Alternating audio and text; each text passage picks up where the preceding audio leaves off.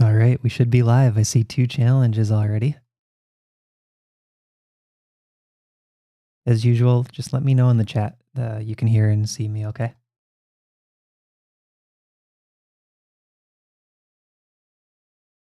See a challenge from Combinaural and Satan's Oven Mitt.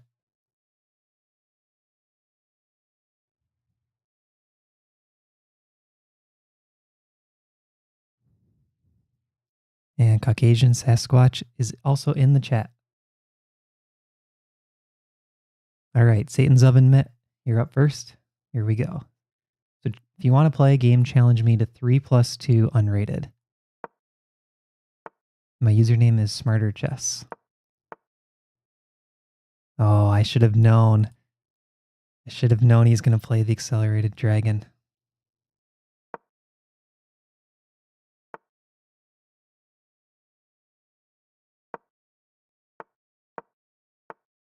I'm going to try playing G3 myself and just see what happens.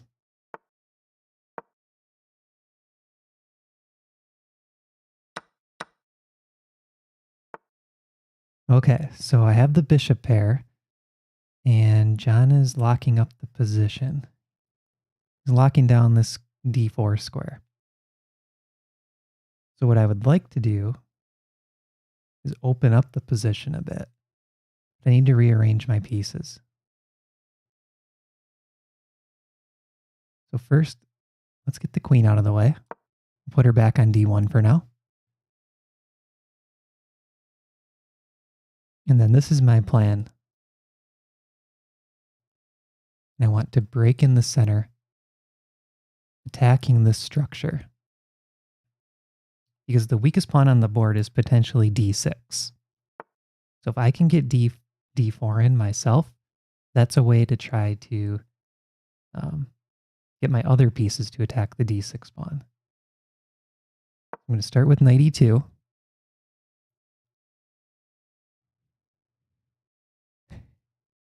Smithy Q says I usually try bishop g5, bishop takes f6, and get knight d5 in there. Oh yeah, that's what I could have done.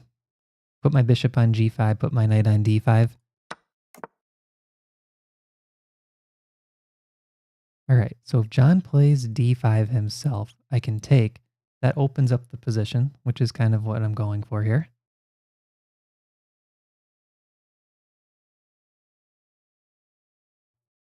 Let's start with this pin, because if h6 is played, that pawn could become a target later on. The Sasquatch wants to know what type of mic I'm rocking. I really like those comments, Sasquatch, because I had a gift card over the holidays, and I wanted to spend it on something related to the ChessGoals brand, and working on the YouTube channel was like a goal of mine, trying to up the production quality. So I got this mic, and it's called a Rode Procaster. Oh shoot, is it Rode Procaster or Rode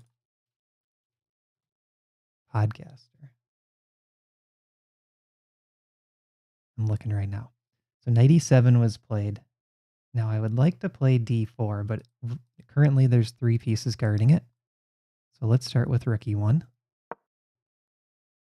I imagine f6 might be played.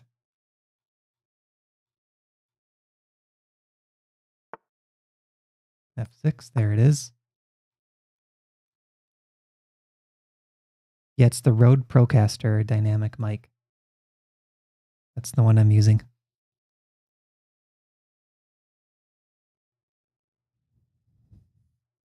Oh, the Blue Yeti. Yeah, I've heard good things about the Blue Yeti.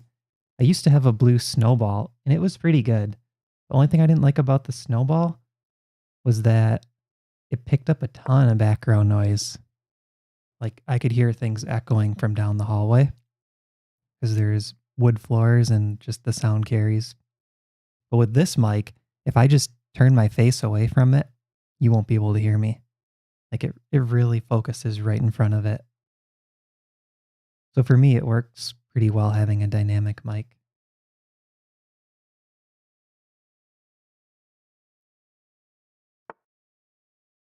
Okay, there's 6 people watching, 0 likes. You guys should click the like button. All right, queen went back to d8. I'm thinking d4 because now it is playable. And I should also be trying to figure out what's John's plan. Why does he put the queen back on d8? He was just on c7. Why is that queen back on d8? He must be up to something. Probably wanting to get out of the line of the rook. But I really like how these rooks are sitting on c and d with the position about to open up. And this light square diagonal is a pathway to get at the black king. So there's potential tactics there. Here we see b6.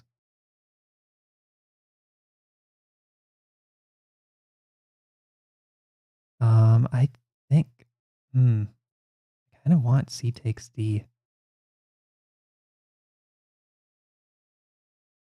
Kind of want c takes d.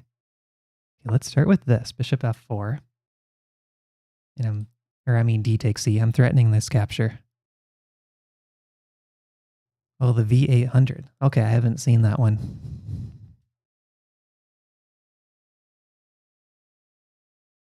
Yeah, JD, get a challenge in here. Challenge me to 3+2 unrated.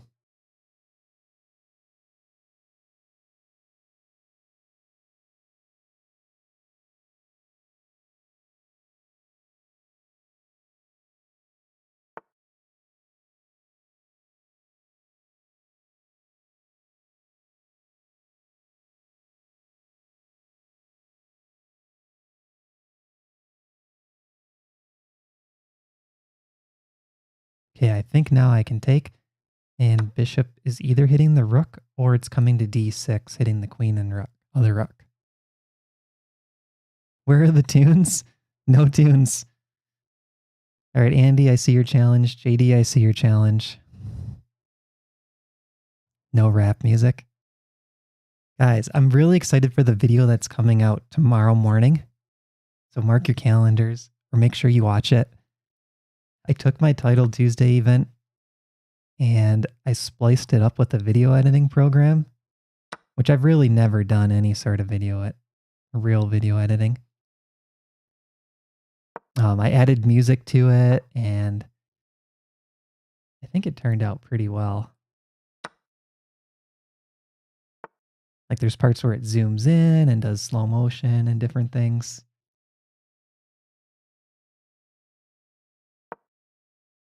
Okay, I gotta watch the clock. It's getting very low.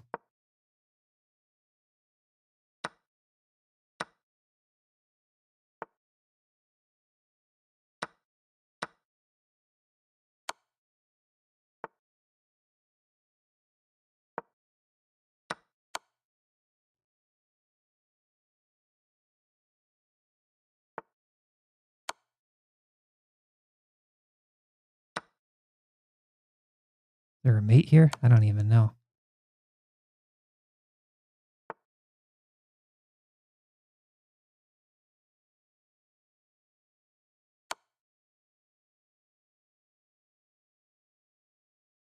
Clock pressure is too strong. Okay, let's just simplify this, I think. Oh wait, this might be better. Knight can block though. Okay, let's go this route.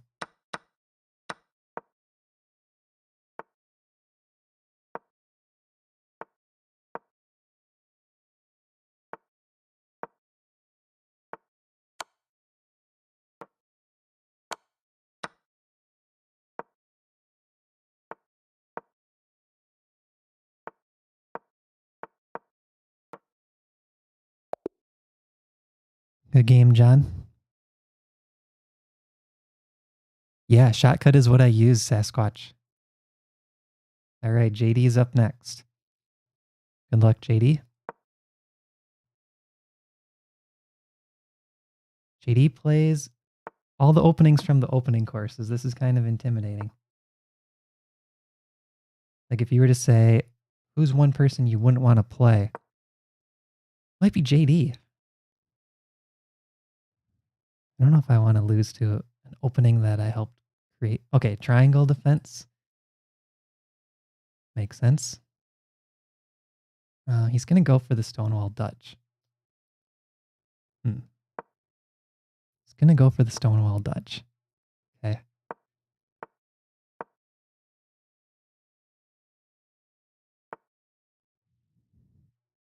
Carlsen retracts his challenge.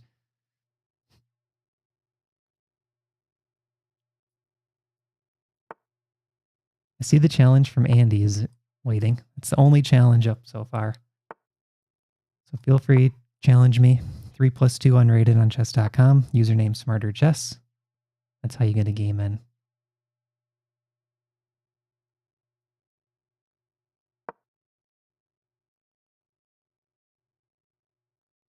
Yeah, JD's got the perfect setup. The perfect Stonewall setup. So I never put my pawn on d4. The reason I did that is because I knew JD was probably going to play the Stonewall. And by not putting a pawn on d4, I leave the option open to play e4. And that's how I'm going to try to crack the Stonewall defense. And if you watched the Title Tuesday event that I had, I tried to play the Stonewall Dutch against some of these white setups. And it was either 2 or 3 games. And these titled players would always do this c4, d3, e4 against my Stonewall. And it was really annoying. Like you see that e4 pawn come up. You don't know if it's going to e5. You don't know if it's going to capture. And this e6 pawn can become weak. But you also don't want to push that pawn to e5 a lot of times because c takes d can happen. It's just this uncomfortable Stonewall for black when there's no pawn up on d4. Yeah, guys, check out Smithy Q's Chessable course if you haven't seen it. Smithy Q has a Chessable course. Feel free to drop a link in the chat, someone, if you want to.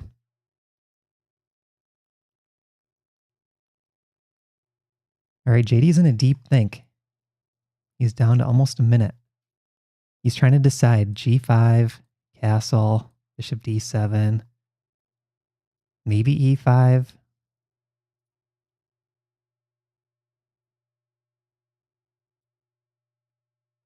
Oh wait, JD doesn't have any bars. Did he disconnect?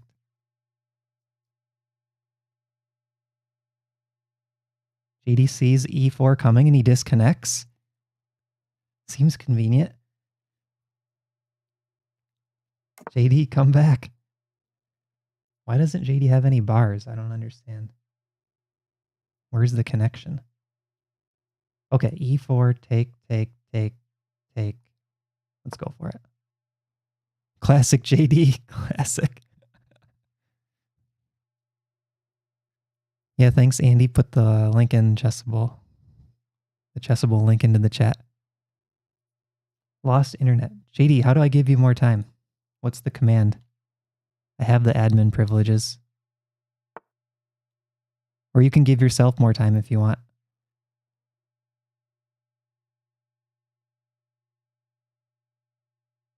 Okay.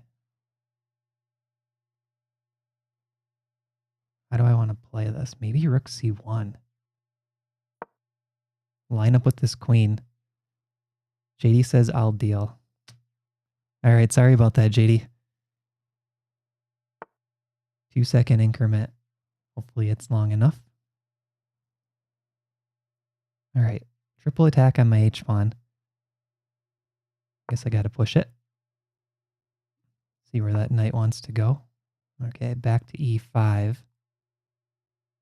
But now I think I can get away with this.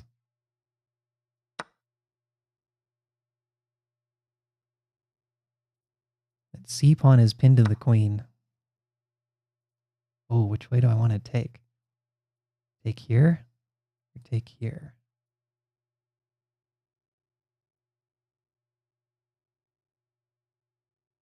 I don't know.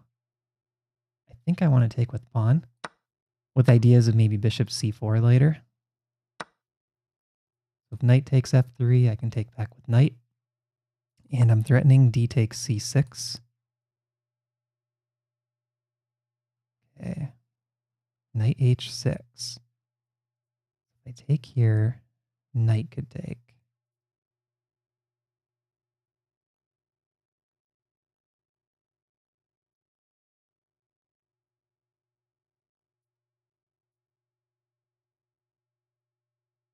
Let's go this way.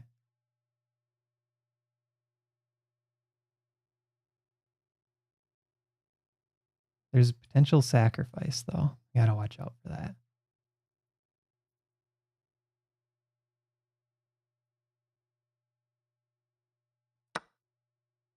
Let's go this route.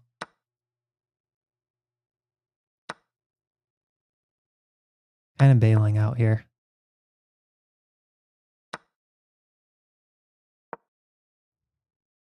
Got the queen. Well, sorry about the time, JD. That was an interesting game. I always like those kind of stonewall setups, and this in particular, I need to study it from the black side. I might avoid going into the stonewall if I don't see a pawn on d4. I think that's my main takeaway from the black side. All right, Andy's up next. Good luck, Andy.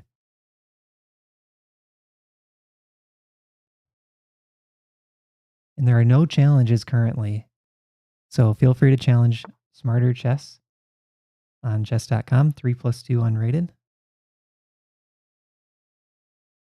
Gotta go, Carol Khan.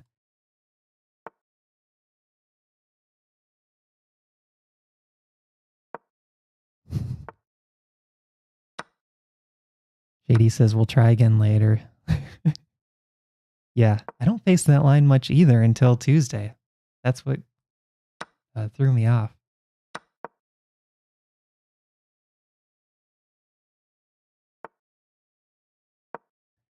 Andy's booked up. 95 is like my favorite line in the Carol. And I can take the queen for content.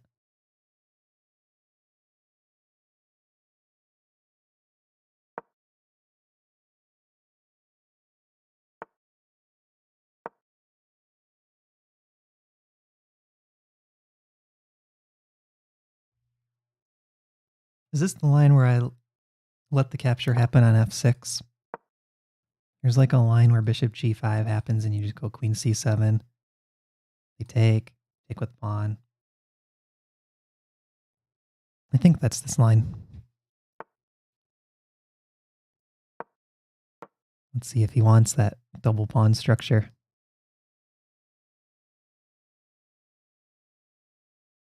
This also feels like a position where I could castle kingside or queenside. I'm going to play it safe, though. And this bishop will drop back.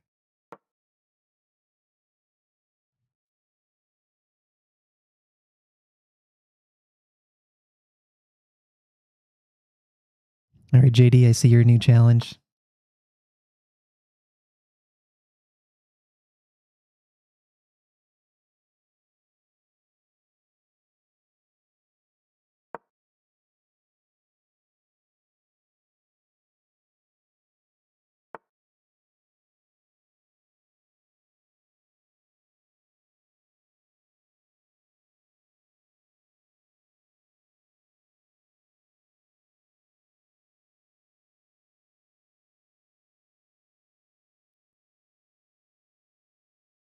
I'm not sure how I want to play this.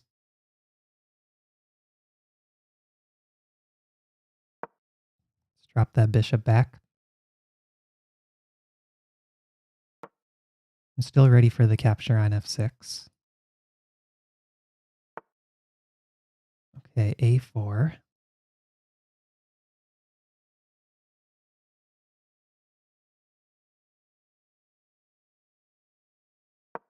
Let's go a6.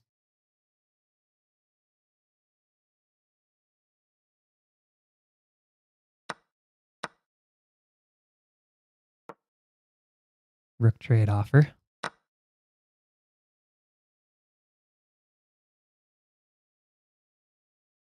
This is what I'd really like to target. There's a diagonal here and knight g4 ideas. Consider pinning the knight. Oh, maybe I should target this. Oops, this diagonal.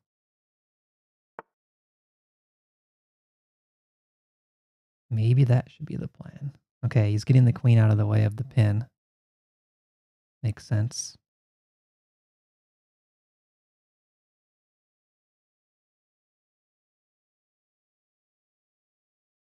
She's also maybe coming into h6. Oh, I should be watching tactics. I wasn't really paying attention to any sacrifices here.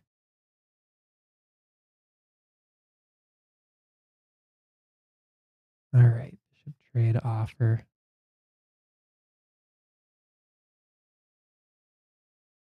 It does damage the pawns. But I don't really want that trade.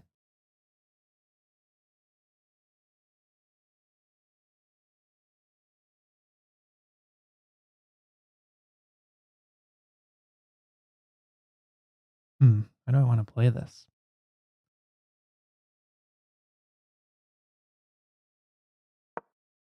Let's poke this knight.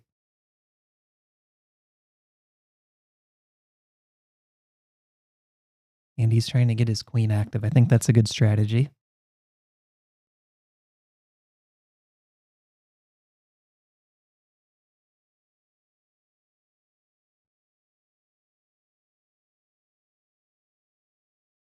There's only one challenge so far, JD. So feel free to put a challenge in. Smarter Chess 3+2 unrated.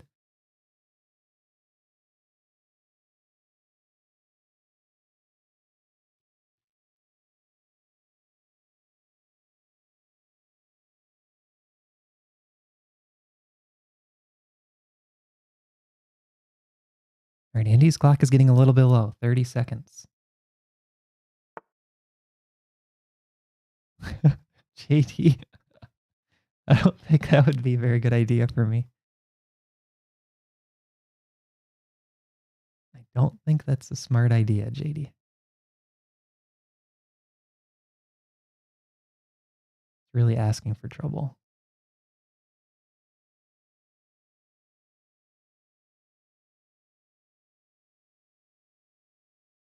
I think Andy's going to try to work his queen into my position. I can feel it coming. Oh, that's a committal move. It boxes out the bishop. He didn't want me to play c4.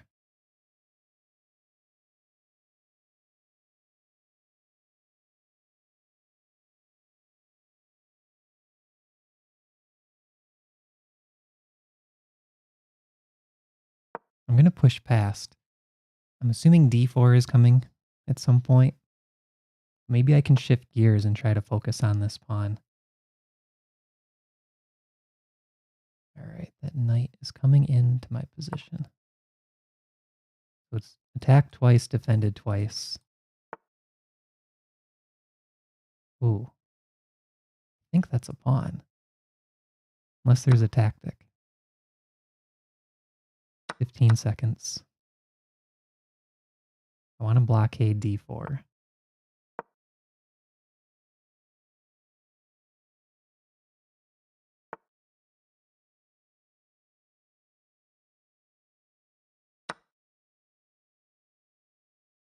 This pawn is hanging too. Bishop f3.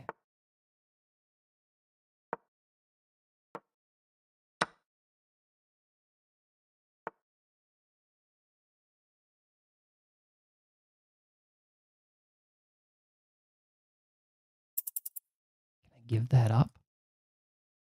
Ugh. Play solid, play solid.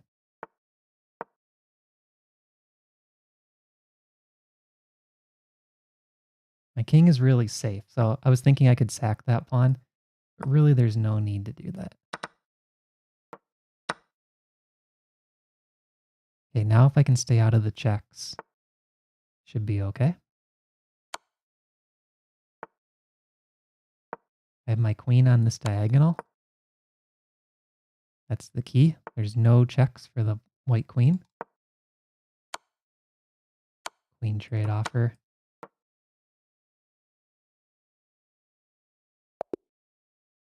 All right, good game, Andy.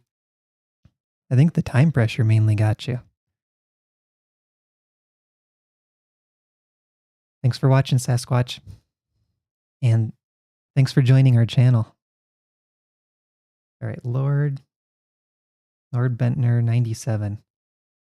You're up next. So JD, I'm going to give some other players a chance when there are challenges, and then I'll come back to you. Currently, JD is the only player in the queue. I'm going to go with D4 this time and C4. All right, we see E6. Let's go knight C3.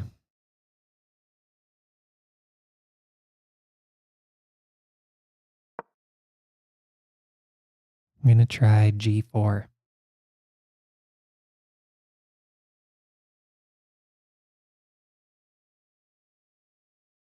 This is something that Mamedyarov has been playing.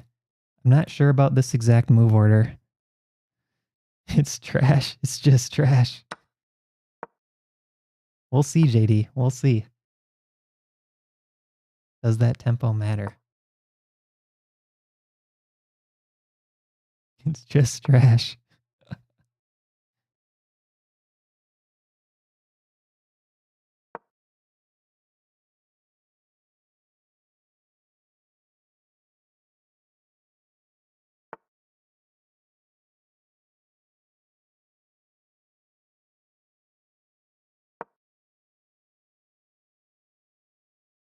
Oh yeah, the Shirov line.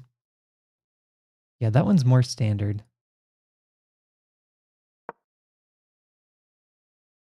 This is pretty offbeat compared to that Shirov line.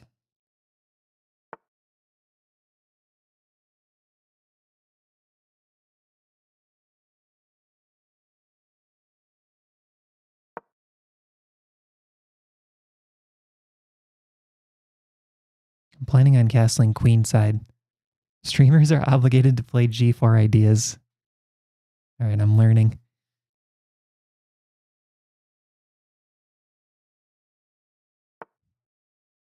John was mentioning earlier that I should try to add a Twitch stream in addition to the YouTube stream. What do you guys think about that?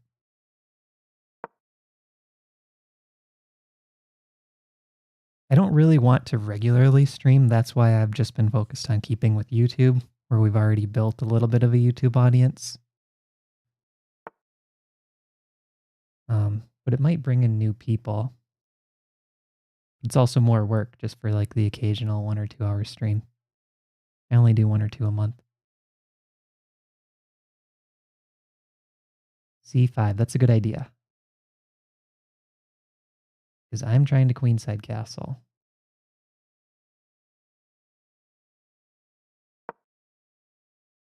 Yep, 4 pieces targeting this pawn on G6.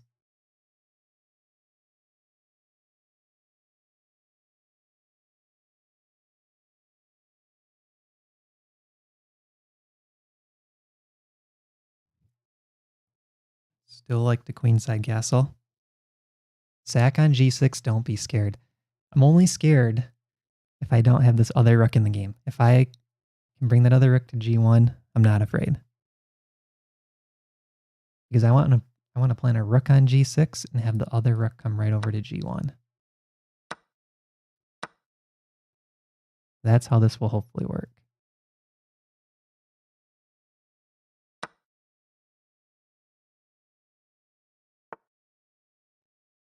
B6.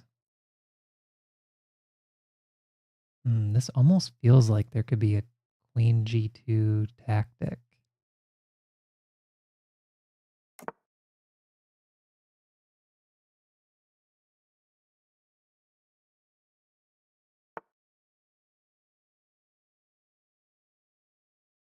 Take F6, bishop takes, knight takes, pawn takes.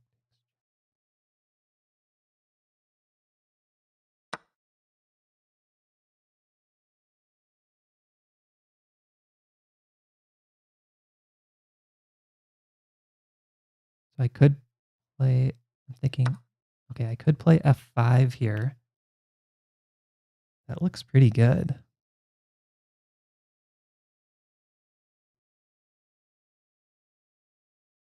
F5 pawn takes, knight takes G6, F5 pawn takes,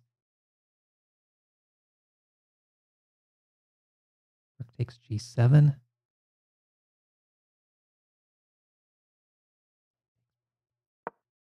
Yeah, I think think this is the critical line at least.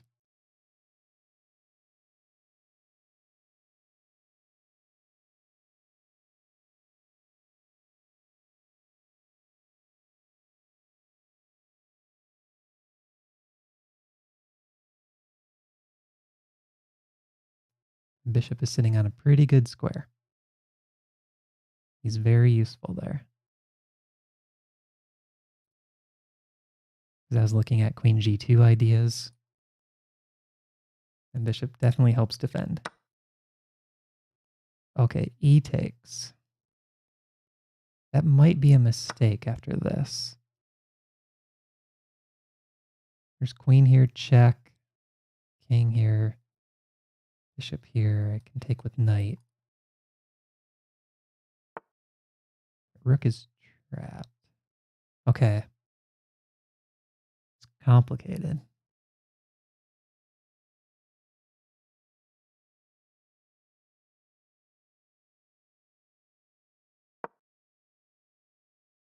I'm going to hit the queen first.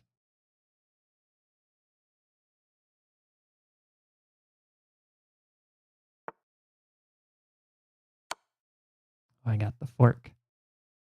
Yeah, that was a lot of pressure coming on you at one time, Lord Bentner.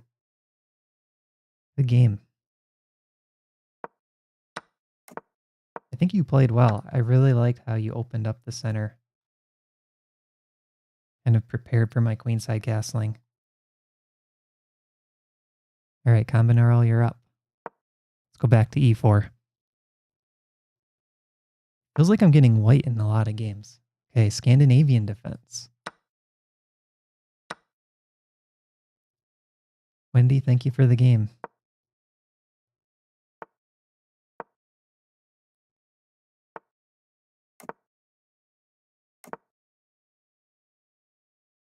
Queenside castle line.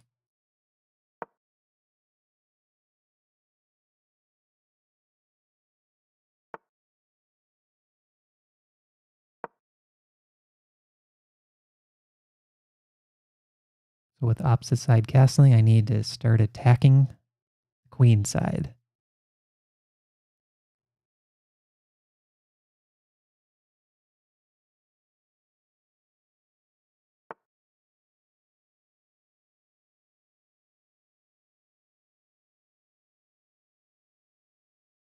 Take. Oh, knight can take back.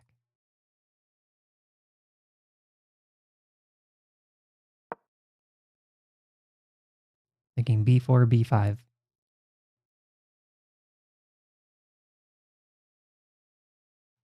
And I should put the bishop on e3 to hit the a pawn.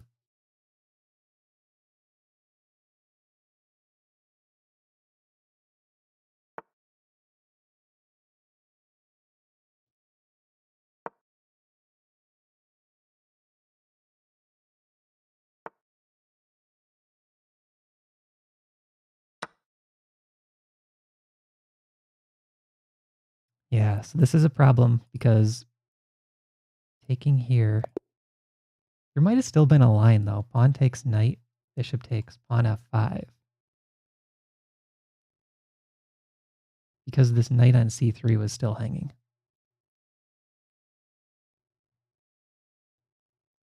Thanks for the game, Combinaro. All right, JD's up next. So if you've already played once, feel free to put in another challenge. You could play another game. We'll probably run for another half hour still. Okay, what do I want to play against JD? What do I want to play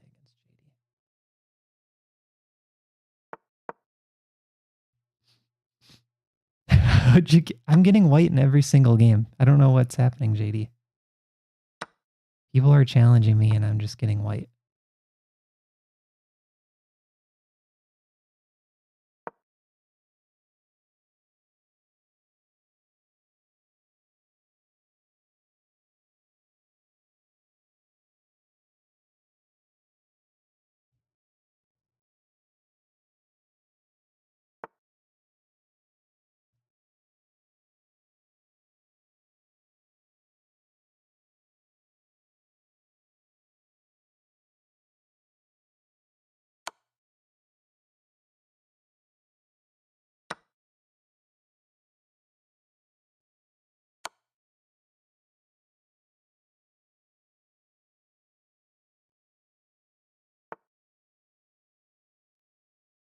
Does this line have enough? Probably not.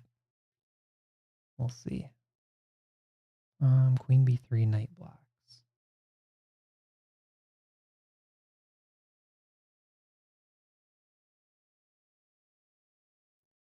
Queen b3, knight blocks. Okay.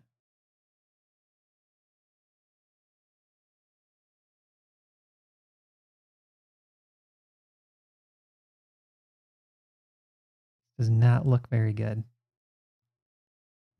Smithy Q says pretty sus. Exactly. I agree with you, Smithy Q.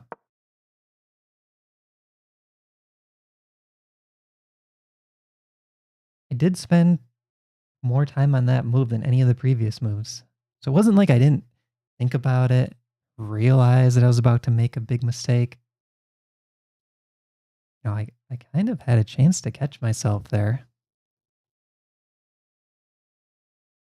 But I still decided to go for this.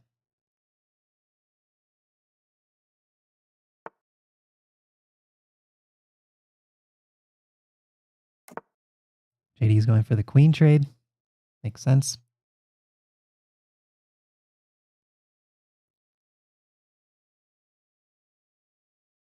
That looks pretty good too.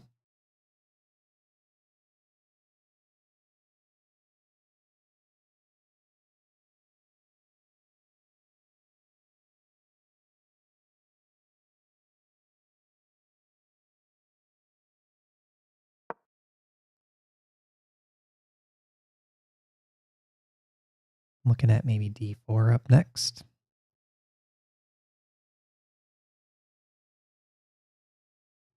I need to get these pieces into the game. Bishop on c1.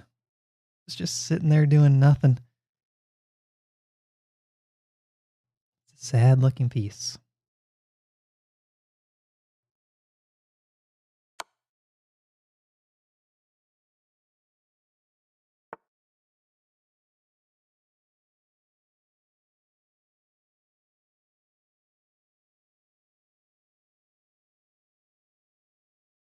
Oh, I do have that pawn triple attack, JD.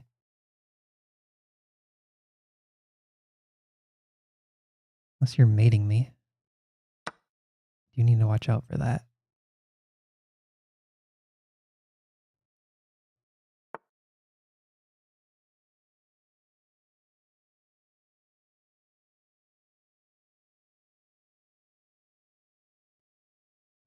You need to watch out for the checkmate.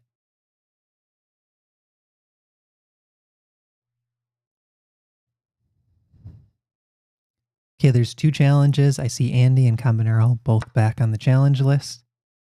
Feel free, guys. Throw in a challenge, even if you've already played.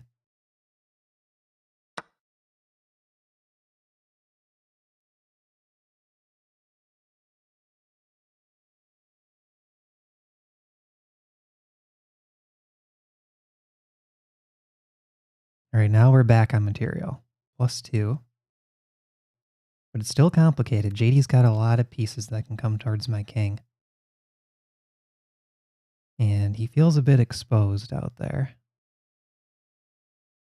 That's for sure. Looking at this, hitting this, eyeing this square. I still need to get that bishop in the game. Rook e1 is also an idea.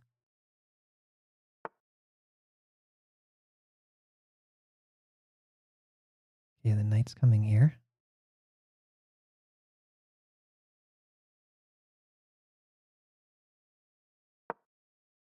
Let's try this.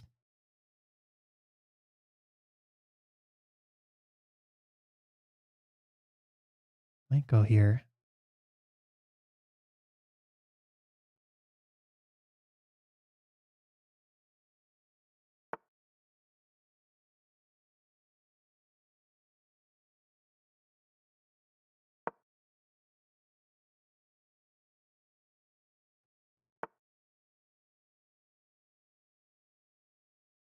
Yeah, that's on the queen. Okay.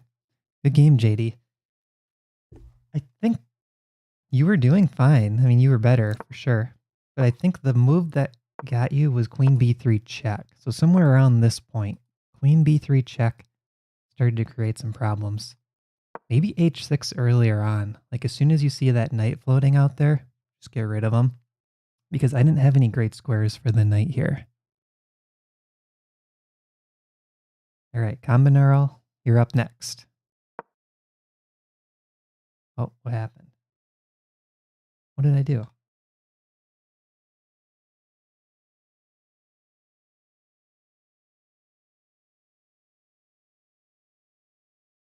Okay, that was weird.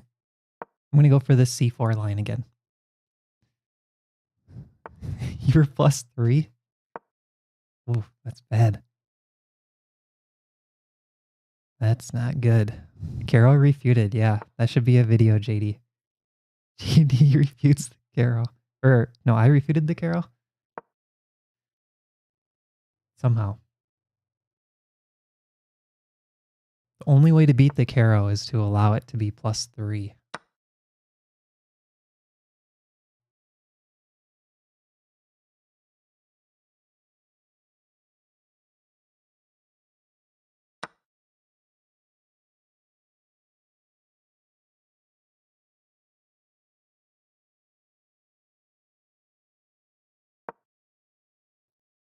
Yeah, these lines get kind of weird for black.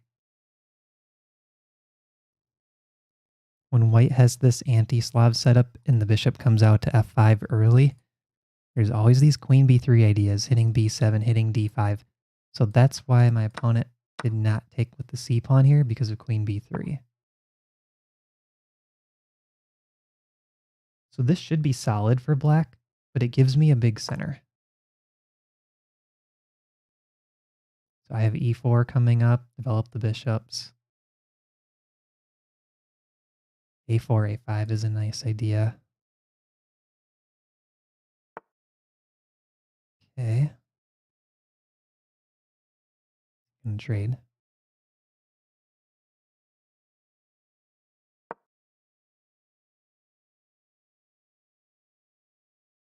Bishop c4 maybe?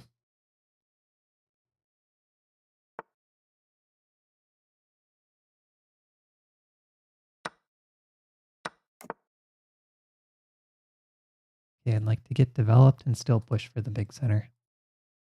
On to e4 coming up.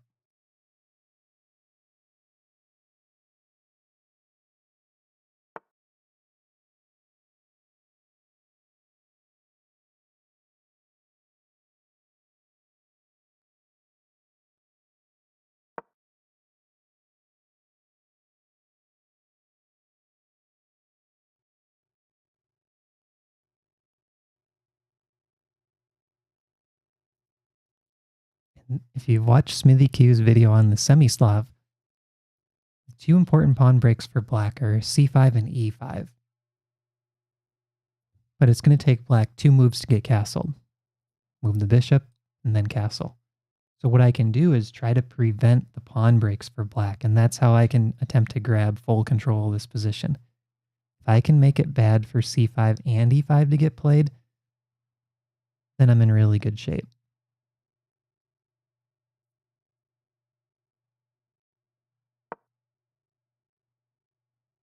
Okay, I'm attacking both pieces, eyeing b7.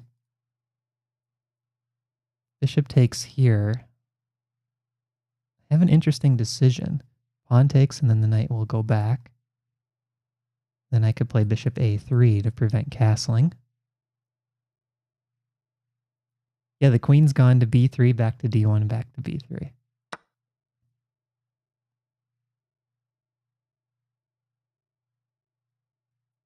Or I could take here, that bishop retreats to a5, and then play b4.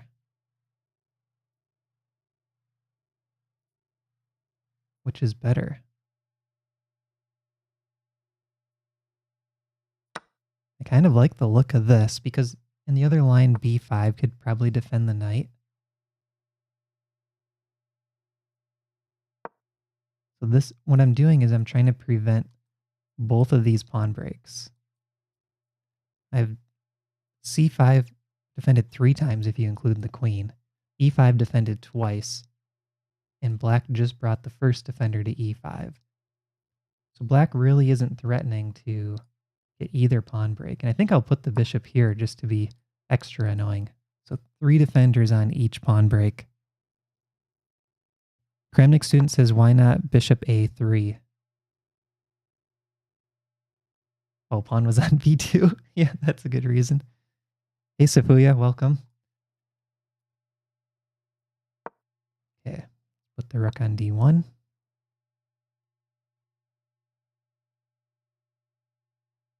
Knight is probably headed here.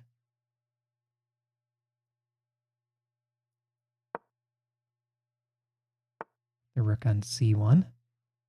All right, now this pawn is threatened. I don't want knight coming to d5. I'm going to dance the queen again. Theme of the game.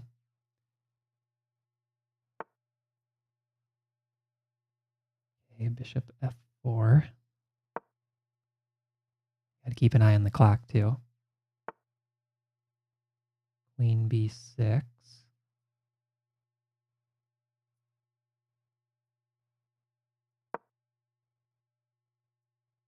a5, I'm guessing. I'm going to put the bishop on c3, I think. Let's try to get this guy out of here. That bishop is doing a nice job on f4. Make him pick a diagonal.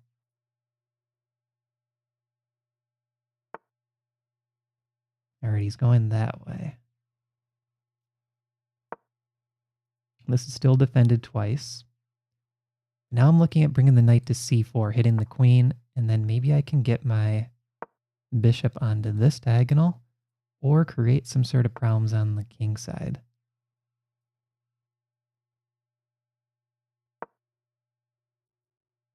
Trying to keep control.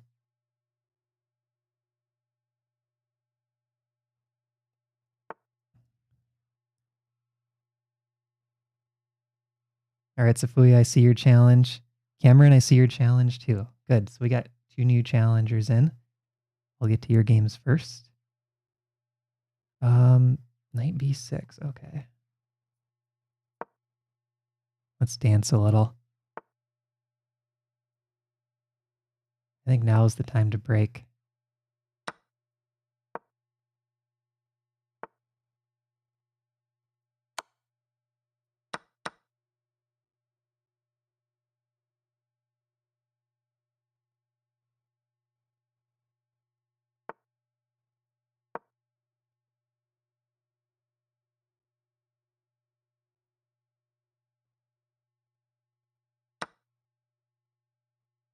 Yeah, this isn't best. I'm sure it's not. Giving up all the pawns. All right, attack the queen. Oh, she had a check. What is going on here?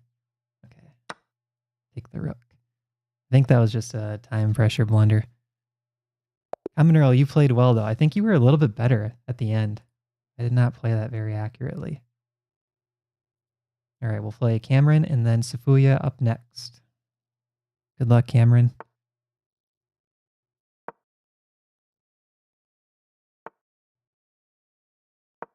Yeah, that was a good game for any rating. Definitely good for 1500. Going with the triangle defense. All right, Stonewall Dutch.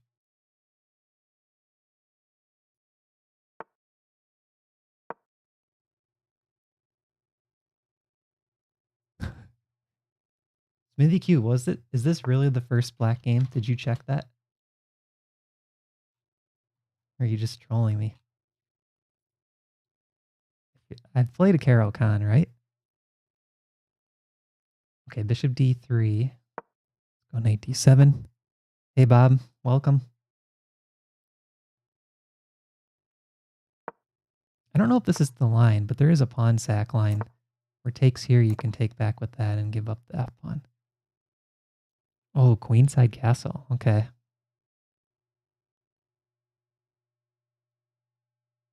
Queenside castle. What I need to do is get my pawns rolling on the queen side.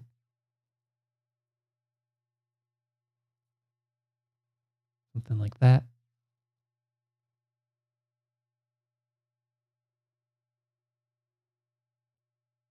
E5, this will always be a weakness.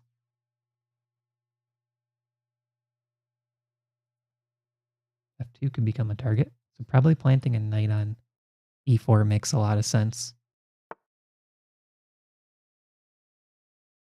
Because this pawn is hard to defend. And I'm really happy with the capture I'm going to take back with the f-pawn. Sophia's right. No one wants to castle into the Stonewall attack. Andy ruined your joke. I had that open in another tab. I was going to look at my past games.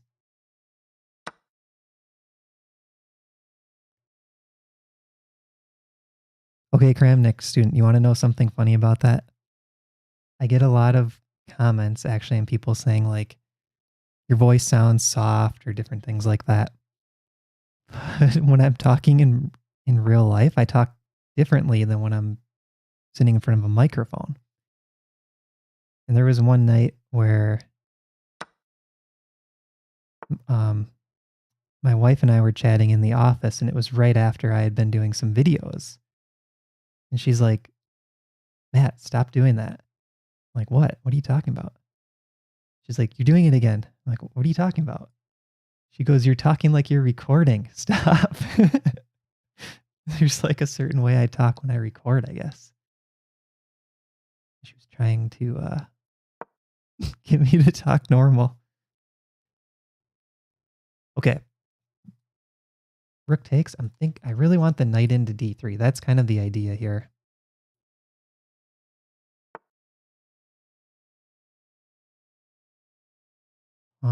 Okay. Take. And then I'm trying to sneak that knight into d3. It could be kicked out of d3, but it's not easy to do. That's what I like about it. That has an alter ego. Yeah.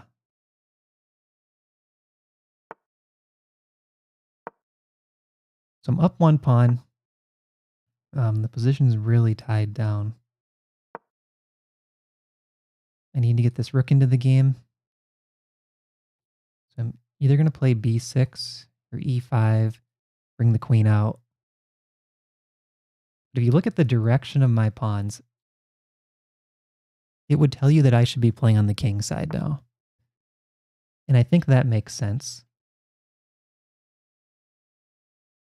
I'm going to bring the queen out this direction. Putting pressure on g2. I'm probably okay with the rook trade. And then I need to figure out next how to get that light bishop into the game. I'm thinking now we play e5 and don't worry about attacking this king. Play on the king side over here because that's where my bishops face. All right, there's the way to dislodge my knight.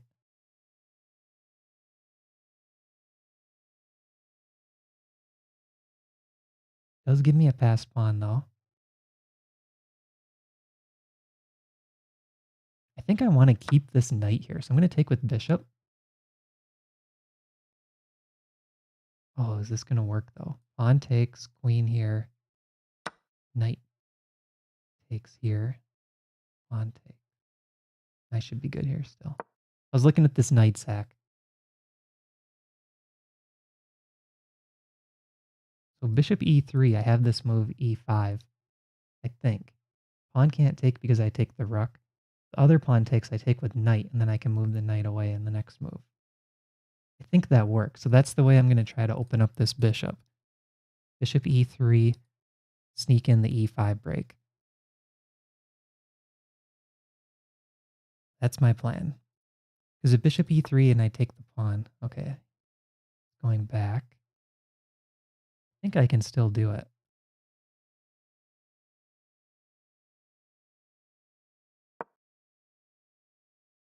Pawn takes, knight takes, and then move the knight on the next move.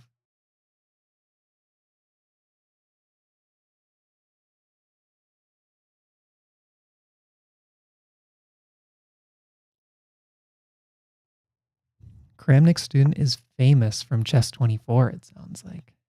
That's cool.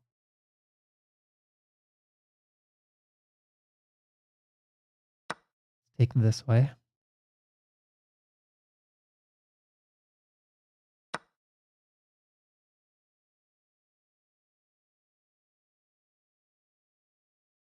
This looks really dangerous, but I'm just going to go with it. I think it works. There's still a pin. Nice game, Cameron. Thanks for playing. All right, Safuya's up next. E4, D, or D4, E4. Let's go B3. I've not played any B3 yet, but I do kind of like these systems.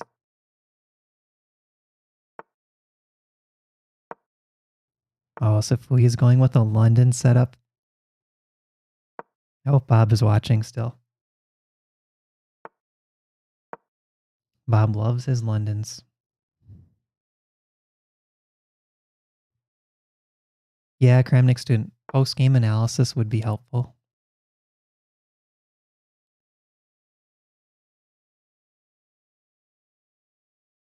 There he is. Yeah, thanks, Cameron.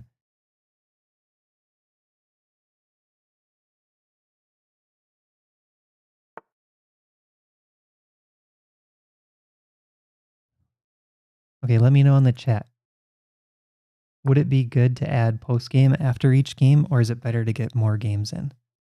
What do you guys think? So I'm definitely open to doing analysis, but it does take a bit to, fire up a new tab and go through things. Okay, we're fighting over the E5 square. I have 3 pieces on it. Safuya has just the knight guarding it.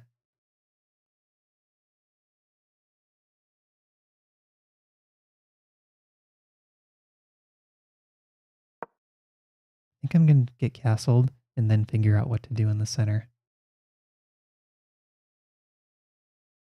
Should do 1 takeaway. Okay, post game would be good. You guys are making me work. I would like to take away a pizza.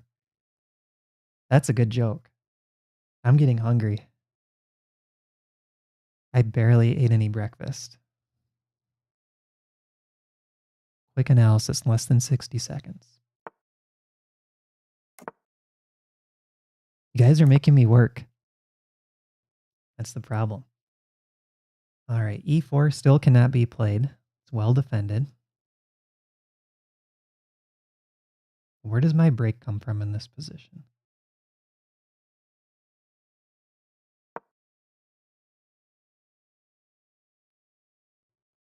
Not sure. Even if it's just your intuition. Okay, you guys convinced me. Matt should send a pizza to anyone under 2,000 who beats him. I took a couple losses last time. The players under 2,000. I don't think anyone over 2,000 played last time. All right, pawn C5.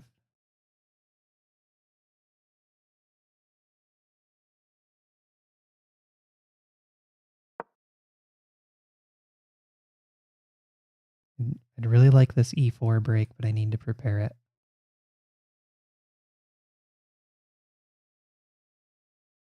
Not sure how I'm going to play this.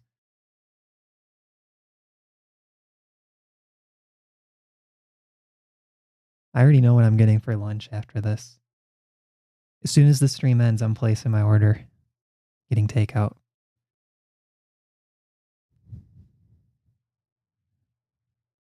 All right, Kramnik student, I'll do it.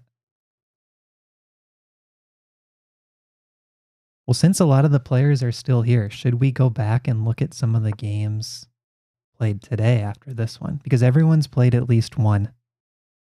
Should we look at some of the games from today?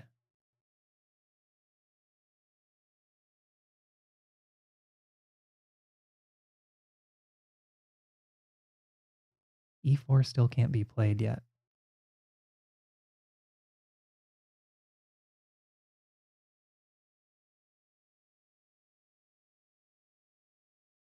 G4, knight takes knight. Pawn takes bishop. Let's try this. I feel like I have to get something going because I need to open up the long diagonal bishop.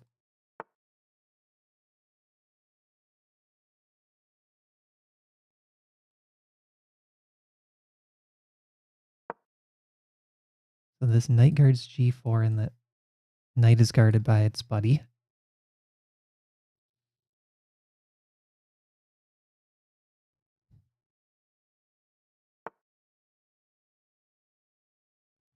Well, the 2-second increment does make it go a little bit more like a rapid game. That could be part of it. Do I do the famous JD sack on f7? Just open up this position a bit. c4 is coming soon. For right now, I have the knight on it in the end. So it might work tactically, though, with b5 coming.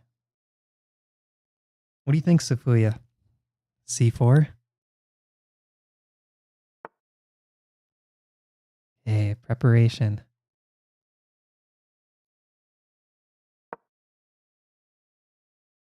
This is a prophylactic move. It's ready to bring the rook into the game. And if b4 is played, then it's harder to play c4.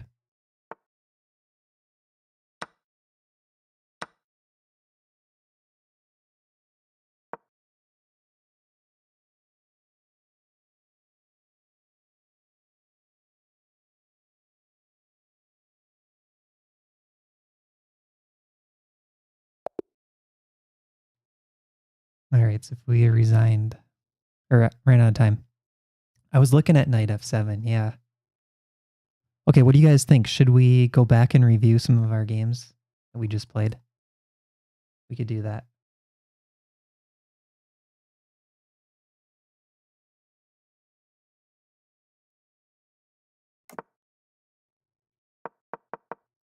Okay, so I think c5 was kind of the turning point. In this position, Safuya, I felt like you were doing well. All of your pieces are solid. But c5, I felt like made d4 stronger for me.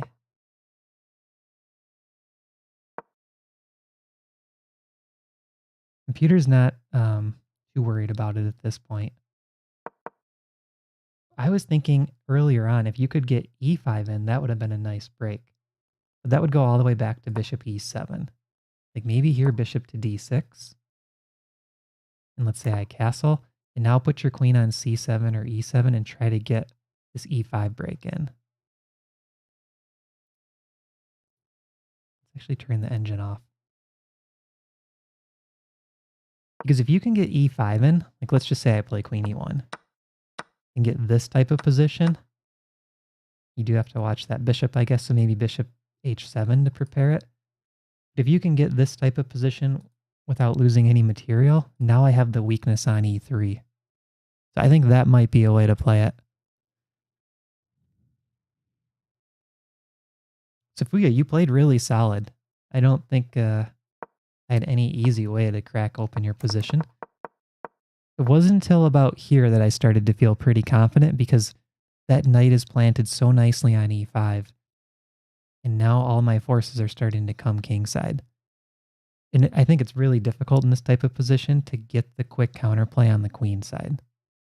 So that's why my feeling was bishop on d6 and go for e5 might have been the way to fight against this instead of bishop e7 back on move 8.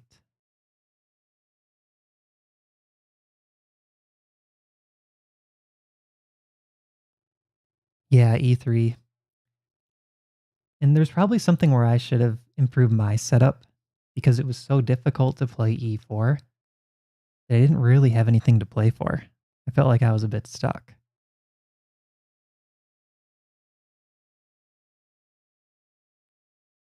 Andy, are you still in the chat?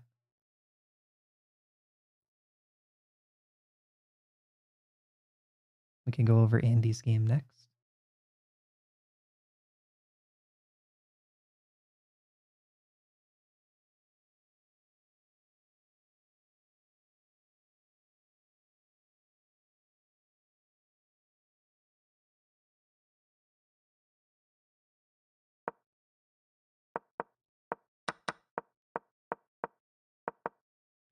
So in this game, Andy, I think c4 was the positional mistake. So this came out of the Caro-Kann 2 knights. I felt like you were doing well at this point. But when c4 and b4 are played, now that creates this weakness on d3, and the bishop was boxed in. I think that was the big takeaway in terms of something to improve on. Playing c4 was a committal move, and that really shifted the nature of the game. All of a sudden, it became about the weakness on d3. Yeah, and so you were doing a good job of blocking my c4. Because you played that nice bishop to f4 idea right here. I was all ready to go with c4. But now all of a sudden, I'm like, well, I don't want to take, and trade queens. That seems to just get you out of the hot water. Even though it doubles your pawns, you seem pretty safe there. So maybe here, instead of queen e3, you could find something different. Possibly knight e5. I kept looking at your knight sitting on e5 and thinking that looks pretty strong. It guards c4, and your queen can come in next. I think knight e5 would have been a nice move. Because I don't think c4 is happening. Oh, wait. Your d-pawn's pinned to the queen. I missed that. c4, d takes, and the queen drops.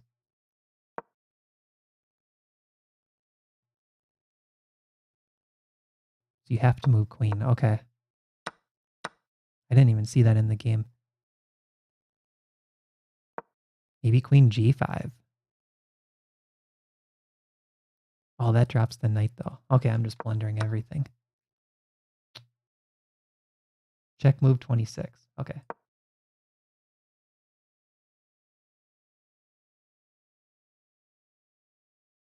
I'm taking this into analysis. I'm blundering too much.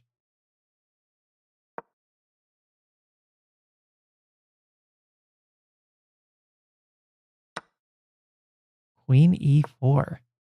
Oh, queen e4. Nice move. Got a fork of bishop and rook. Yeah, that's nice. I didn't see that. So g4 was your top move. I thought you were dropping a pawn, but there's a fork there. So my best reply is to drop back. Very nice.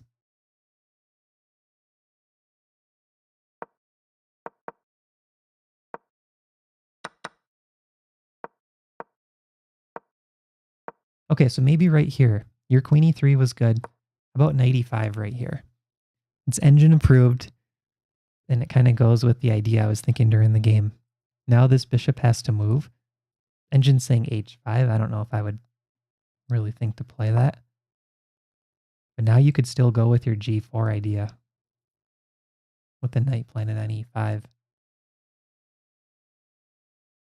And if I don't find h5, you have an advantage.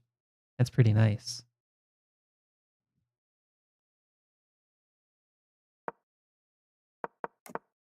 Let's see, where did I first get the advantage?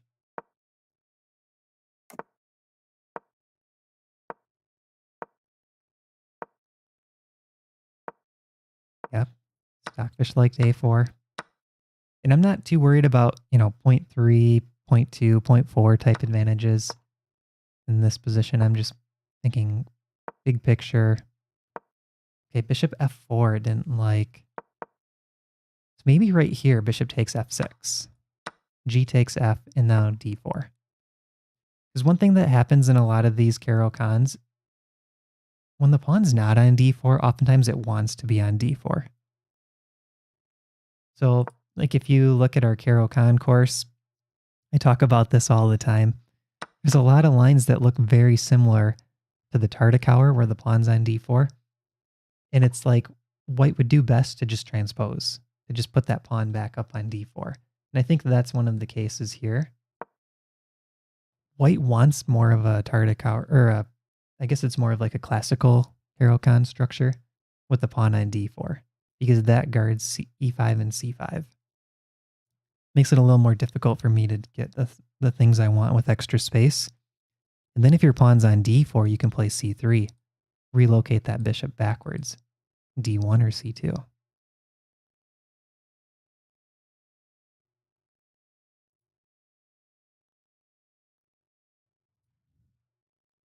All right, is there anyone else still watching in the chat that wants to review one of their games? Let me know. I think we'll wrap up pretty soon. Or if you have any chess questions, feel free to put them in the chat. Any general questions? I was talking about this a bit earlier. I have a fun video coming out tomorrow. It's the Title Tuesday event, all edited. So there's music and it plays like 5-minute game or a 5x speed during the games. Mind doing my bootleg Stonewall game? Yeah, let's do it.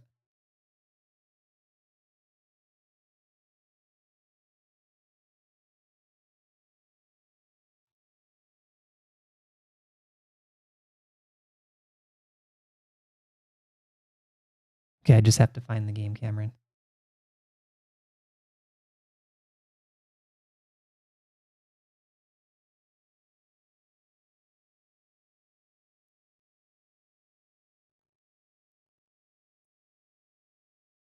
The bootleg Stonewall with Queenside Castle.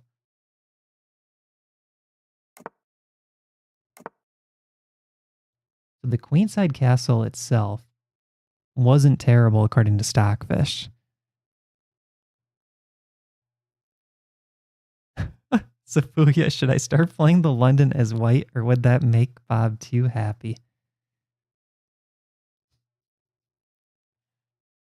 That's too funny. I think the London's a fine opening if you want to play it. Yeah, my feeling with Queenside Castling, Cameron, once I get a knight planted here, it's almost like the Safuya game with the colors reversed, where once I have that knight planted there, it's really difficult for you to capture it, and then I'm able to start getting the pawns rolling. Yeah, as Stockfish runs on this, it really likes black. It's saying 0.44. With the immediate b5 is an option too. And even though this looks like it's closed up, it's interesting, like when you analyze these positions, they tend to still be good for black. Because with this pawn structure, this big pawn chain, what tends to happen is even though my king's on g8, these white pieces actually can't get at my king because the center is so closed up. And because my pawns point over to the king side, that means that I can bring these pieces over here and attack king side. So kind of like what happened in the game, except there's no counterplay in the center. Shanklin likes the queenside castle as white because it's much harder to get the knight h6 in to reinforce e4. Yeah. So I think Cameron I would say learn a kingside castle line, but maybe you could look into some of Shanklin's stuff and see if there's a queenside castle line you like. I think some of the better lines for white, though, are when white gets to play b3 and bishop a3. But that's a completely different line than this, right? Because once this knight is out on c3, which already happened on move 3, you can't get that. But this kind of stuff, if I commit to the stone wall here, I think some of the better lines for white are when they eventually play b3, bishop a3, and try to trade off my good bishop.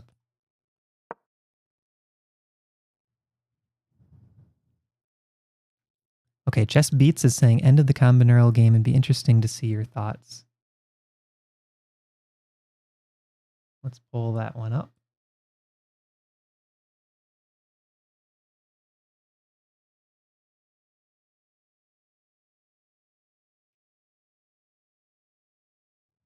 Thanks for watching, Kramnik student. We'll see you next time.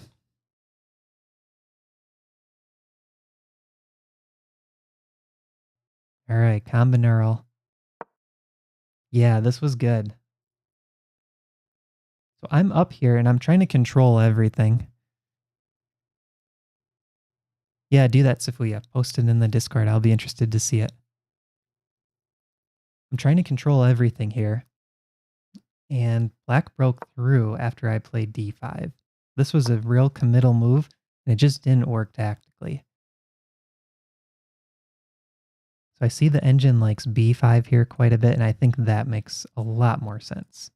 Because b5 puts a triple attack on this c pawn, and I think black might have to just give up the pawn. I see the top line is bishop g7, takes, and moving the rook. Yeah, so b5 would have been better for me. But then after this, all of a sudden black has the advantage. And then things just kind of got crazy. Bishop g7, and all of a sudden I'm like, okay, well now what? I'm down a pawn. I'm not threatening to win a pawn back. Everything's solid for black, right? I have no attack here, and I lost control of the position.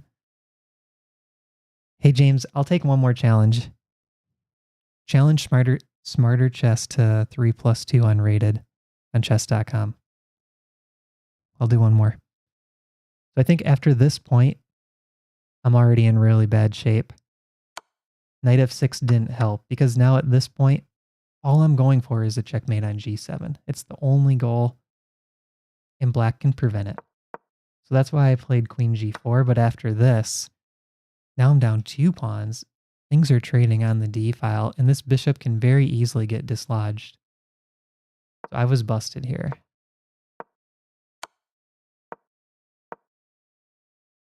And knight e3 was just a blunder. So prior to knight e3, black is winning. And look at this move by Stockfish. f5, the rook guards g7 even. Beautiful pawns, knight posted well. My queen moves, and this queen can move. Black's in full control now. So nice game. Combinero, what's your chess beats? Are you Combinero?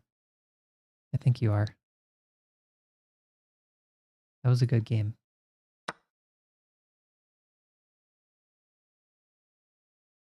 All right, I see the challenge from James. We're going to do one more. All right, James, good luck.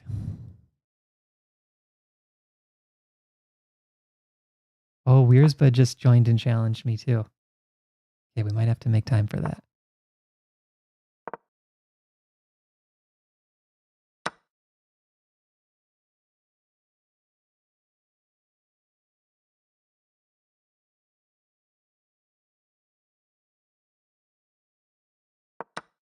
I had 2 tabs open at the same time, both on Play Chess.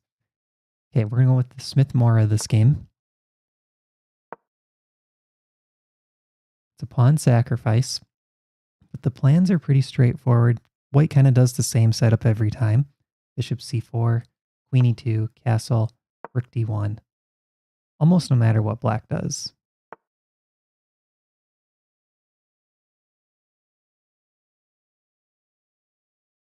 I think you can sometimes play a4 to prevent this. I don't know the theory though. I'm just going to go queen e2. Castle. And this is like one of the best setups for black. James seems to know his theory. Rook d1 lining up with the queen. I think bishop g5 is a move there. It provokes f6 is kind of the idea. And I believe f6 is the best move for black. Maybe I should have played it there because now bishop e7 prevents bishop g5. And yeah, knight d5 is really thematic. I think it's actually good in this position even. Knight d5, take, take, hits the knight, and then d6. There might be knight a5 in the end. Knight d5 takes, takes, here. I'm already down a piece. I don't know if it quite works here.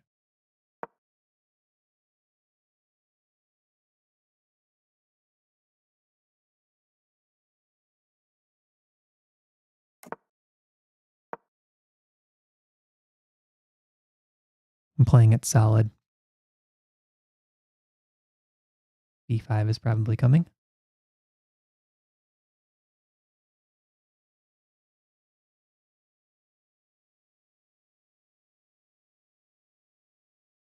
I think black has an advantage. The Solid Smith Mora. Yeah, coming soon. The Solid Smith Mora course.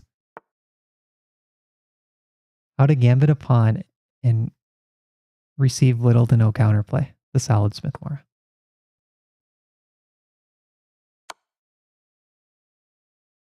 Or I should say compensation, not counterplay. I was considering taking with the G pawn there. I don't think it's good though. This just feels so good for black.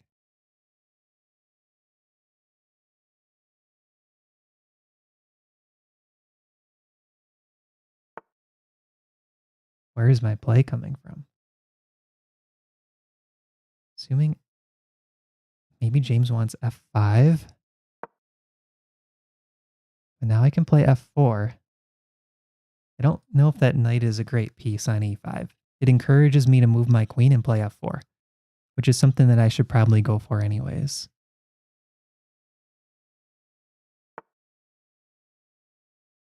Oh, okay. That's lined up with the queen, and it's a potential weakness for later. I'm going to try to prevent b5 and then look to play f4.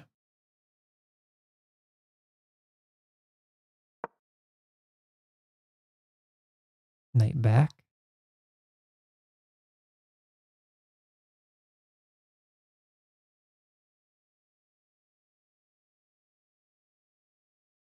e5, d5.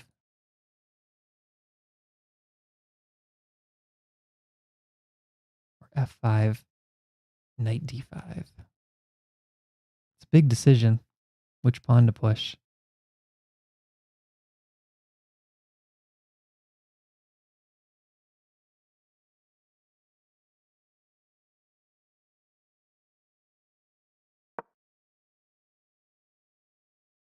I like the look of these tactics. I'm kind of just going with instincts here.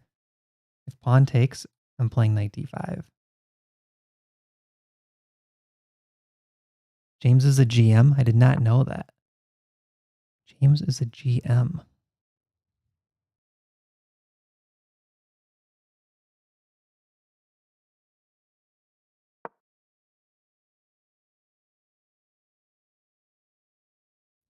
So look at that knight guarding all of these dark squares.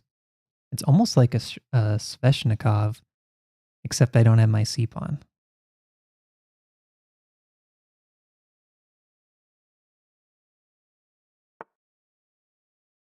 So Titus, I see your challenge as well.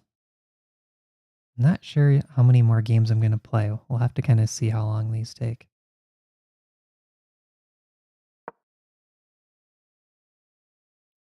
C-pawns are overrated. Yeah, I kind of agree.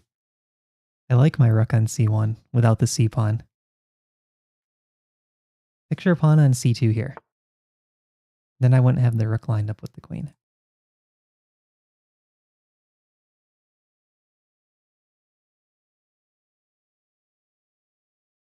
Okay. Could take. Yeah, let's go for this. Take, and win the pawn back. Oh, but there might be knight d5 in the end. That's crazy. Hitting my queen.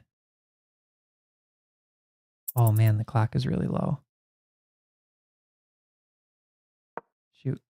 Okay. Knight d5 in the end was causing a problem. I wanted to take and then take on d6. Oh, that's a mistake. Lost the queen. I'm not sure what the best move was in that position. Maybe f6?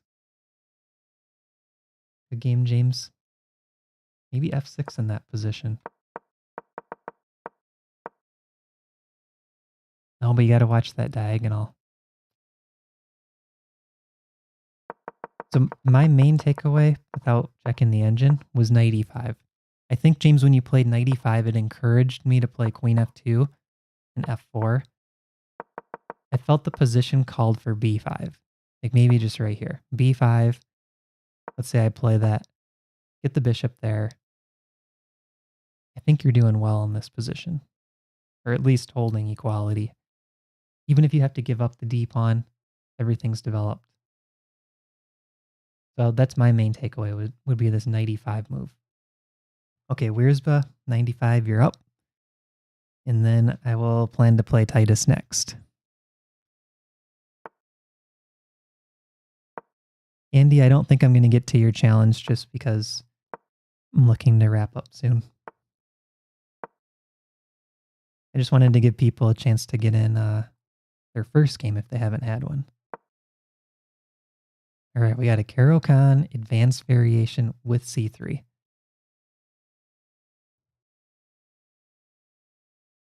If you guys are new to the channel, ChessGoals is famous for the Caro-Kann. We got a lot of videos on the Caro-Kann, and I have a Caro-Kann course on our website. And we have a Caro-Kann middle games course too that JD helped with. So oftentimes what we try to do in the course is we try to make this the weakest pawn on the board. So that's the goal. I'm going to try to focus my effort on attacking the d4 pawn.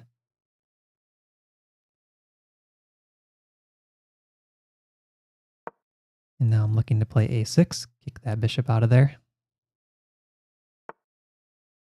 h3.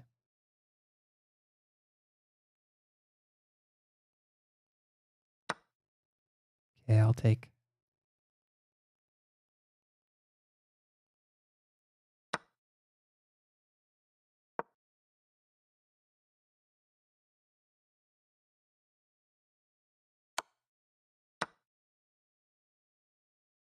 Targeting this pawn. Bishop e3 is probably best.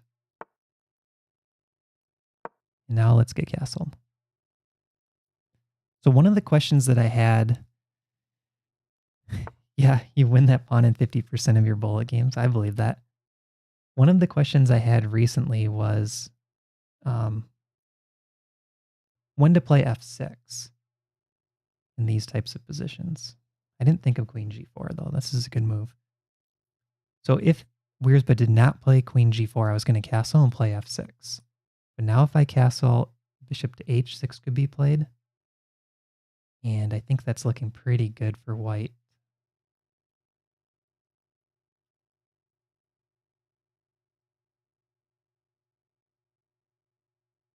Let's see here, take g7, queenside castle. That's a little risky. Let's go g6. I might play h5 and go castle queenside. Queen g4 was a good move though. So one thing that Wiersbe has to think about is that bishop on e3 is a bad bishop.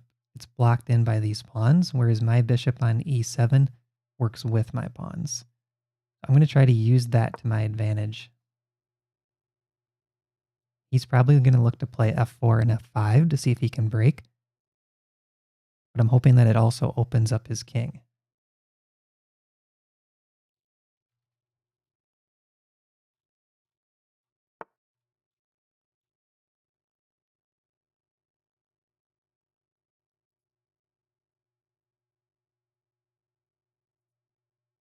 All right, queen back to e2.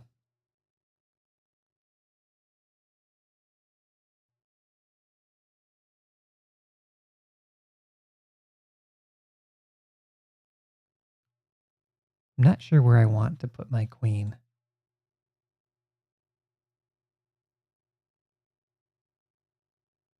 What I'd like to do is slow down this knight, queenside castle, and go g5. See you, Bob. Thanks for watching. a3. Good move.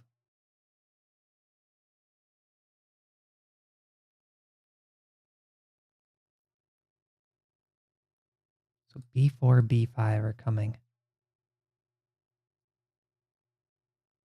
I might be changing my mind here about the queenside castle.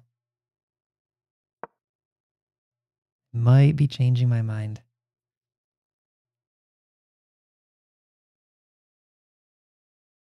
I would love to get the queens off the board because I think the biggest danger for me is white getting a attack against my king. If I can get the queens off the board and just play this as an endgame, that would be ideal. Because then I can play against this bad bishop and this weakness on d4. I don't have any weaknesses, I think, except my king safety. And with the queens off, that's how to solve the king safety problem.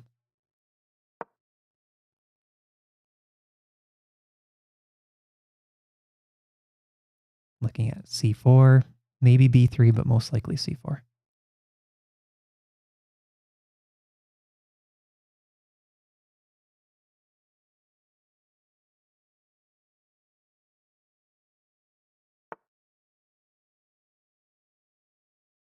Knight back to b1. Huh.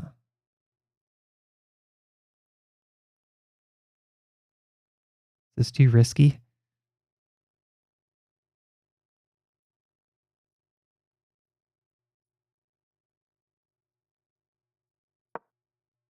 Let's go for it. I'm going for trades. I'll take the rooks off or the queens off. Here's an interesting line. Rook c1, knight b3, rook c7. Going 2 rooks for the queen. That one would be interesting.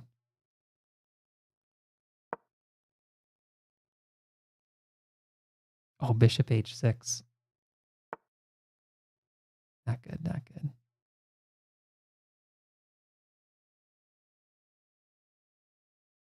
Do we go for it?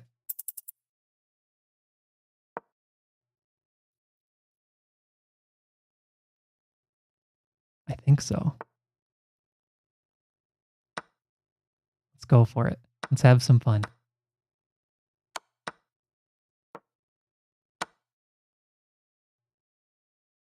Oh, but now this move is too obvious.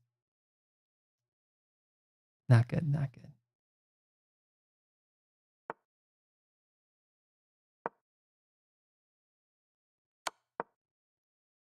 All the pawns are dropping.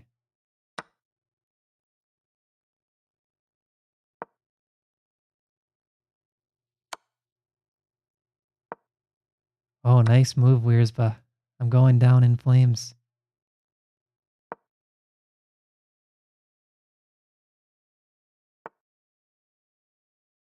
This is not good. Queen is all over.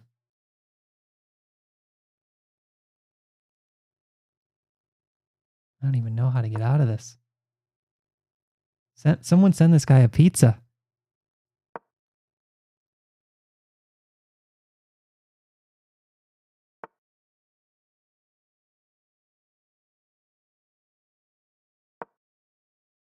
Oh, I just about flagged.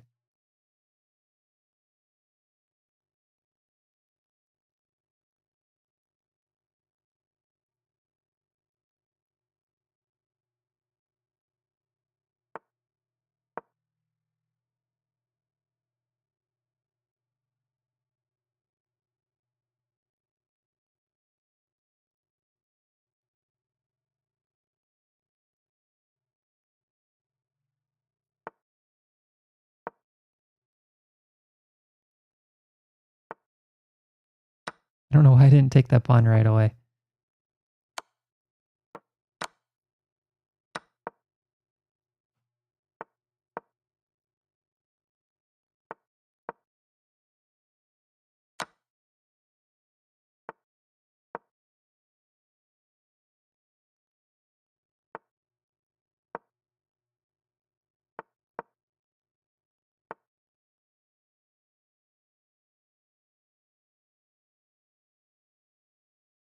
Oh, this is not going to be good. This is not looking good.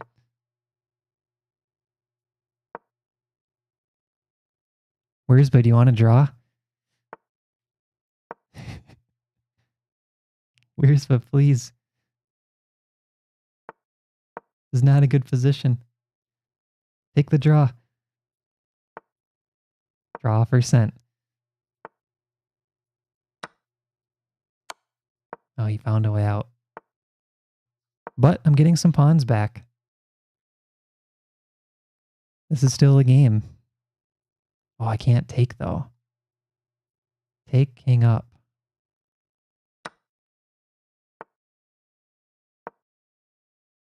I should have gone here. Shoot.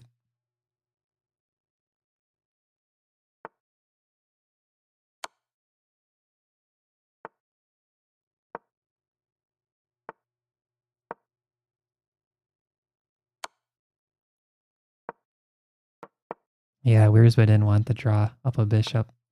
There's too many pawns on the board.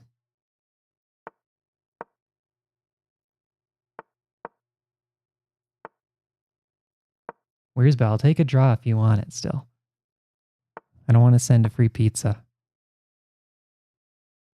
Yeah, when your clock says 2.0, Sapuya's right. When your clock says 2.0 and you have a 2-second increment, I noticed that too. I was like, I thought I just flagged there. I was pretty sure I flagged.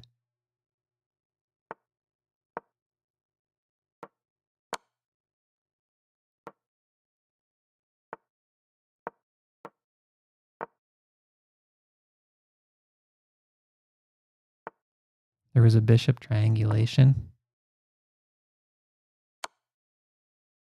Oh, I missed that.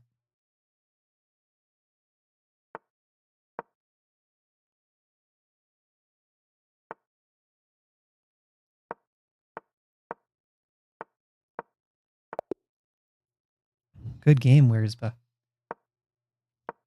Yeah, things went wrong when your queen entered. Somewhere around here, things got really bad. Because I can't play rook f8 safely. What I should have done, I think, is maybe tuck my king on g7. That can be a strategy in these types of positions. Put the king on g7. I think he would have been okay there. And then try to work on the queen side. All right, Titus 0, you're up. Good luck. Yeah, Smithy Q, you were right. That rook pawn was the correct color. I was thinking about that too. I was like, oh, I can't save the draw. So when you have just a rook pawn and a bishop, if you're, let's say you have the H pawn as white, you need your bishop to be a dark squared bishop.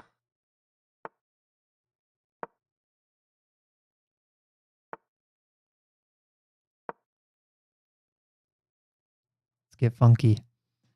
Pawn to e5. And then after takes d4.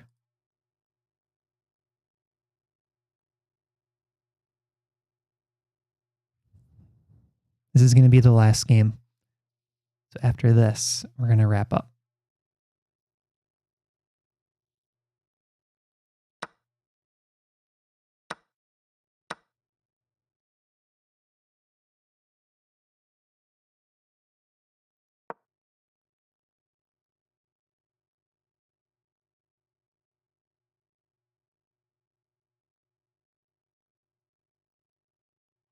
That's right. Couldn't end on a boring exchange, Slav. This is like Title Tuesday, though. This is, can I, blunder enough pawns in the opening? That's what I'm going for. Because bishop d7, there's queen takes pawn.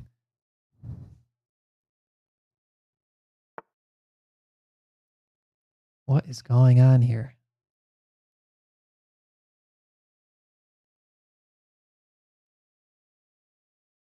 Okay, let's think. Knight c7 check, big threat. Knight takes pawn, also a threat.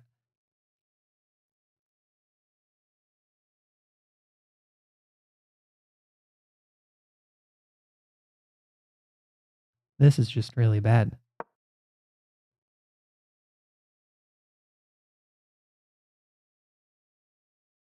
I'll give up the rook.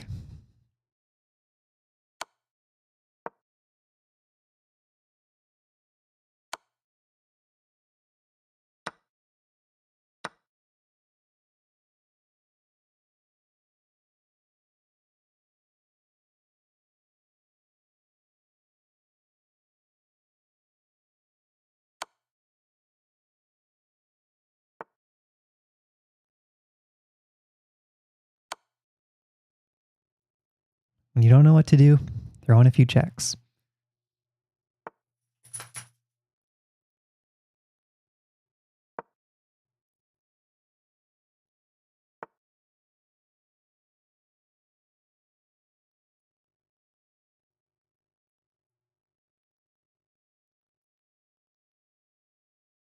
I'm down 6 points right now. This is really bad. 6 points.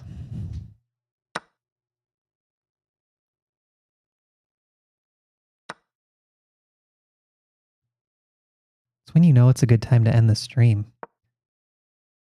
6 points down.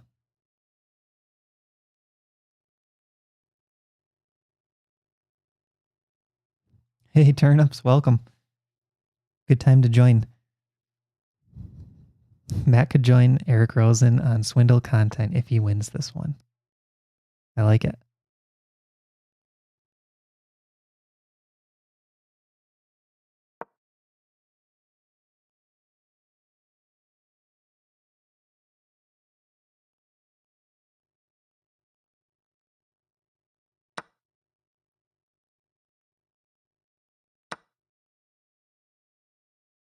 Okay, fighting back a little bit. Got the exchange. Triple isolated pawns.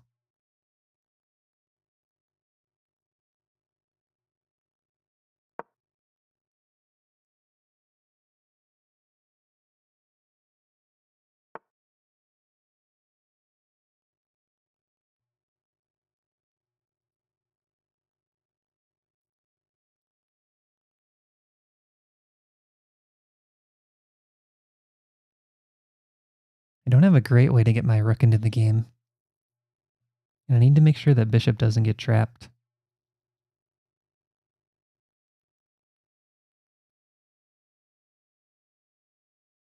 I think I'm going to tuck my king on e7. Like bishop c4, king e7 to guard this. And then I know I can take e5 later.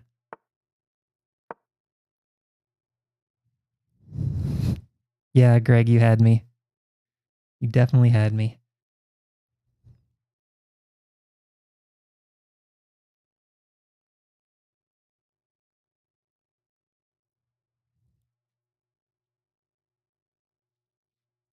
Did you guys watch the video, the arm wrestling video?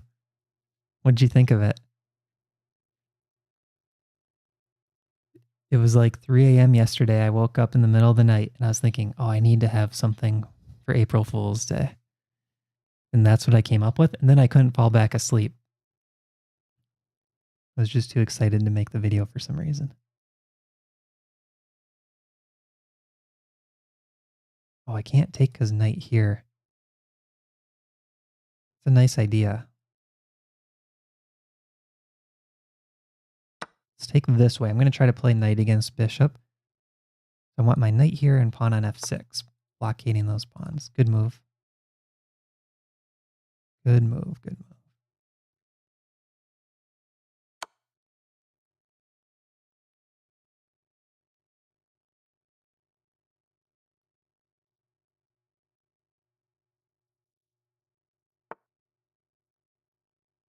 move. Okay.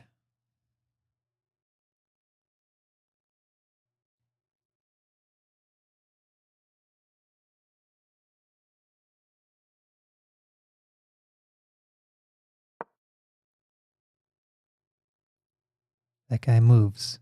Rook d2 check. Turnip says, wait, what is happening?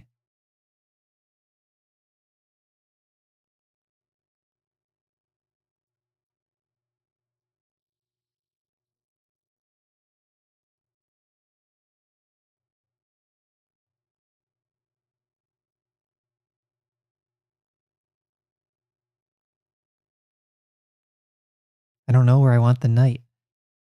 It's too much pressure.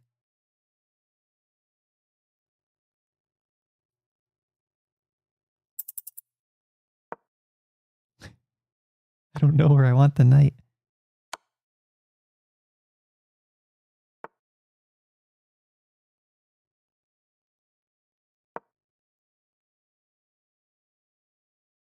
King g3. Bishop check.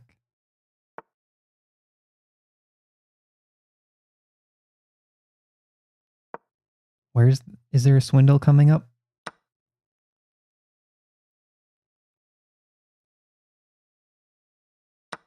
Is there a swindle coming up? I don't know. Maybe not. Titus is like, I don't want any more of that.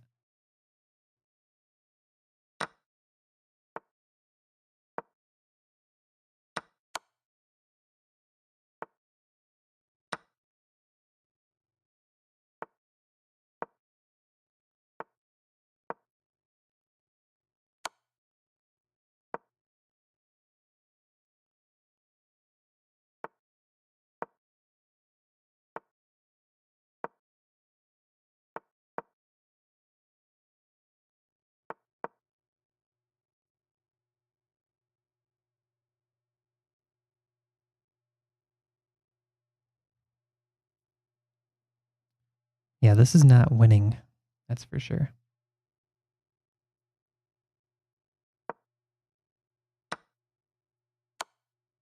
Come on. Oh.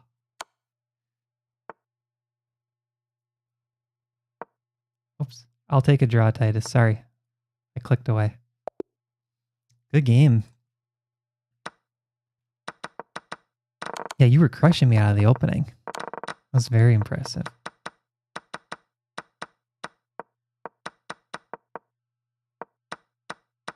I think here, giving me the rook was starting to bring me back into the game. So maybe in this position, right here, you're +4.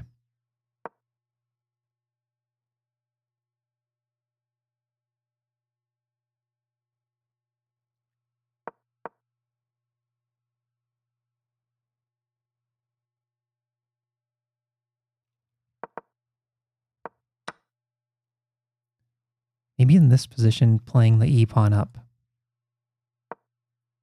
Because if I take, that's okay. You're one step closer to getting that bishop out and moving your king. Because you're +4. You can get back the exchange. I think it's more about getting developed quickly. But that was a good game. All right, I think we're going to wrap up there. Hour and 45 minutes. I really appreciate everyone who came to play. This was a lot of fun. We have another one coming up.